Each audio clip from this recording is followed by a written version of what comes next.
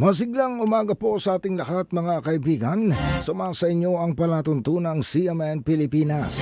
Napapakinggan live nationwide via satellite at sa mga himpilan ng radyo ng Catholic Media Network sa iba't ibang lalawigan sa ating bansa. Araw po ngayon ng Biyernes, ikapitong araw sa buwan ng Nobyembre. Ako po ang inyong lingkod, si Ariel Ayala.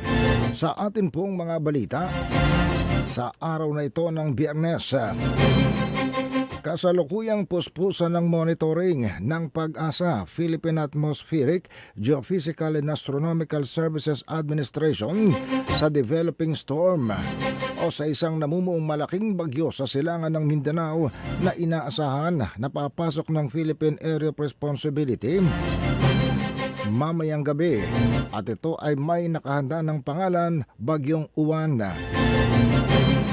Pwede ring bukas ng madaling araw ito pumasok ng bansa. At sa pangamba ng PAG-ASA, nag-iibayo ang malaking bagyong ito at magiging isang super typhoon habang papalapit ng Northern Luzon. Alas 10 ng umaga kahapon, nakita ang system na ito, weather system, na isang malaking tropical storm sa layong 1,645 kilometers silangan ng northeastern Mindanao. Gumagalaw sa direksyon ng northwest sa bilis na 10 kilometro bawat oras. Dahil babagal ang paggalaw sa ibabaw ng karagatan ng Pasipiko, ang mainit na hangin sa ibabaw ng karagatan ng Pasipiko ang siyang naghahakot ng lakas ng nasabing bagyo. Sa mga forecast models na ginawa ng PAG-ASA, ito ay nagpapakita ng patuloy na paglakas ng bagyo dahil sa patuloy na atmospheric and ocean conditions sa mga susunod pang araw.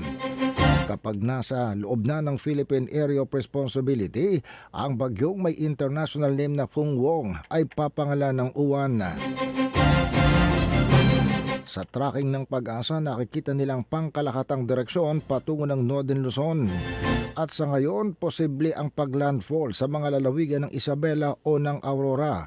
Ang bagyo inaasang magdadala ng mapabinsalang hangin, malakas na buhos ng ulan at mapanganib na coastal condition, lalo na ang mga storm surges sa baybaying karagatan sa silangang bahagi ng Luzon. Ang weather agencies o ang PAG-ASA ay pinaghahanda ng itaas ang tropical cyclone wind signal and storm surge advisories habang ang weather system na ito ay patuloy ng papalapit sa ating bansa.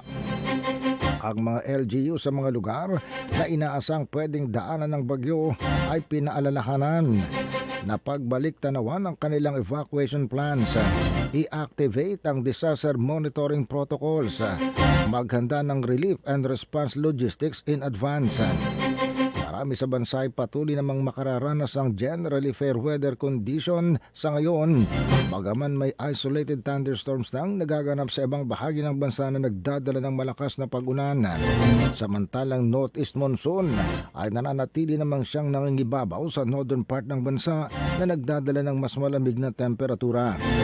Samantala ang bagyong si Tino na nanalasa sa Kabisayaan, patuloy namang gumagalaw palayo ng bansa.